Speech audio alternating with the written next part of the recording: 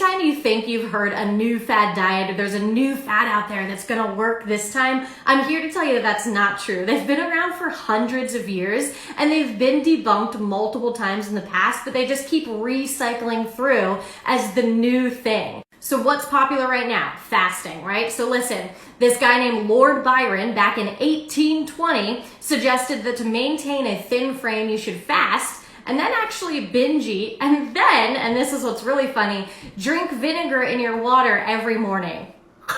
And then, of course, we've got our famous low carb, right? In 1825, yeah, that long ago, they were saying that the only way you could lose weight was to go low carb. And they said that if you're fat, you're not allowed to eat potatoes or starches. In 1830, a guy named Dr. Gustav Zander then promoted a belt that would jiggle your fat off. If you wore it and it jiggled your fat, you would start to ooze fat. Between about 1905 and 1930, we've got our first influencers. So there was this guy named Horace Fletcher, who was an art dealer of all things, who wanted to lose weight. And what he promoted doing was basically an eating disorder, which was chewing your food 32 times until it became liquid and then spitting out the rest. Now he did this and it became popular because then the Rockefeller, and then this guy John Kellogg, who's the owner of Kellogg's cereal, started doing it, and it became popularized because all of these infamous people at the time were doing this diet, and they called it Fletcherism because Horace Fletcher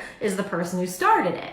Then we've got juice cleanses and water with lemon juice, cayenne pepper, and maple syrup that you were supposed to drink 12 times a day. That was popular in the 1930s, popularized by Hollywood.